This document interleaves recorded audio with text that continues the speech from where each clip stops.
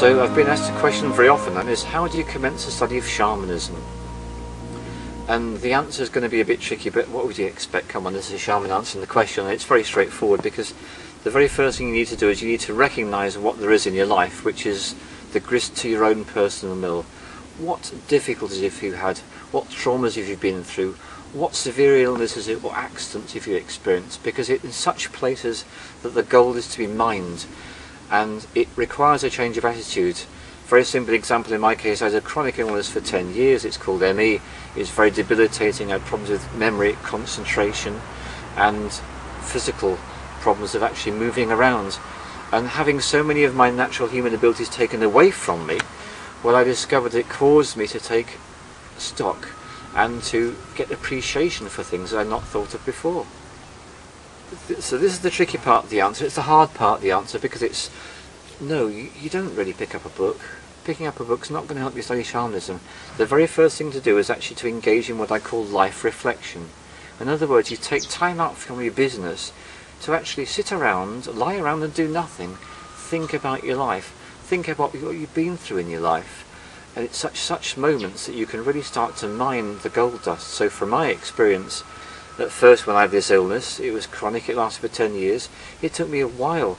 First of all, I was simply suffering as being ill, but there came a point when I realised that this was actually a really big help on my journey. It caused me to let go of doing things which were actually harmful for me. I had a job which was far too demanding in terms of time and energy. It was really sucking me dry.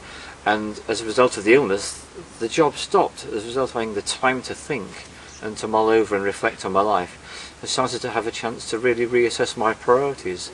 And healing became my #1 priority. First of all, it was for myself, then it was for other people.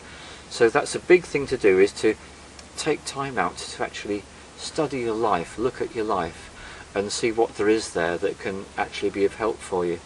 The next thing you can do is you can, and this is where this is a completely different side of the coin, because the first side of the coin is all to do with looking at yourself. The next thing is actually to go and get a training. And we're offering some training straight away on the Youtubeshaman website. We've got films there which explain how to do particular shamanic practices. That's great. And then what you want to do is you want to find the shaman who's willing to teach you.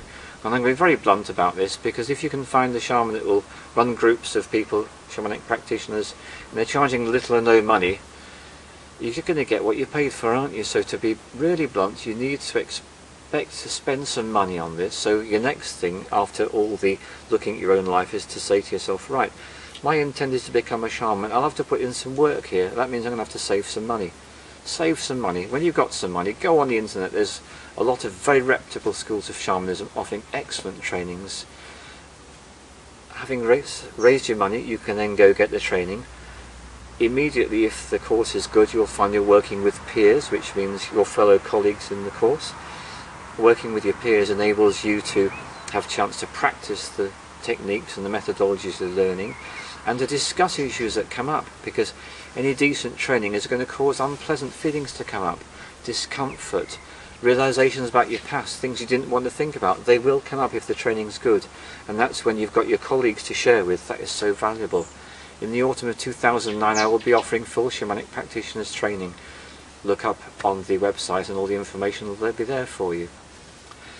The next thing you're going to look at, so you've got three things. Your first thing is looking at your life, taking time out to do that. Second thing is going and getting a training. Third thing, and I could really put this first, look at your daily practices. Do you drink good quality water every day? Do you take time to do breathing exercises every day? Do you do some body work, yoga or tai chi or doing whatever practice suits you? If you're interested in becoming a shaman, you're going to want to look after your body as well as you're going to want to look after the rest of you, because a healthy body gives you the ability to do all sorts of things. Suppose you want to go on a really intensive training where you're buried up to your neck in soil for 24 hours. Supposing you want to spend 5 days in a darkened room. There's some really hardcore practices out there, and they're not for people with weak bodies.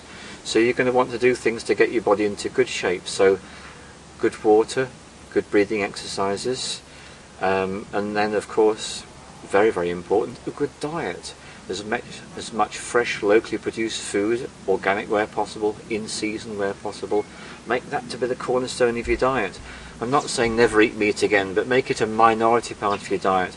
I'm not saying never have a pizza, but if it's a mainstay of your diet, then your body is already weakened before you start. So as a shaman in training, you're going to look after your body by eating the best food you can, drinking the best water, doing breathing exercises, doing body work, and then almost more important than all of those put together, every single day, go out into nature.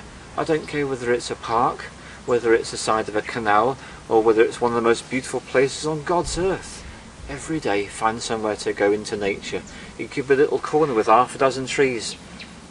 Be in that place, feel the sense of calmness and stillness, and just tune into the energy of the plants. And if you're lucky enough and the place is sufficiently interesting, start to notice the animals, start to notice the beetles and the other insects, and maybe the little mammals that might be hopping about, amphibians. Tune into all that. That's all going to help you enormously, because a fundamental aspect of shamanism is being in touch with the natural world. When you want to take your shamanic practice into the level of healing, we're shifting from being a shaman to being a shamanic practitioner, and this requires very specific training which we are happy to offer you. And the cornerstone is the shamanic journey. That's where you get into a light trance state, facilitated by a drum beat or a rattling beat or a breathing exercise. In that very gentle state we actually move into the brain rhythm, which is called theta, perfect for journeying, perfect for visualization, for actually harnessing your active imagination.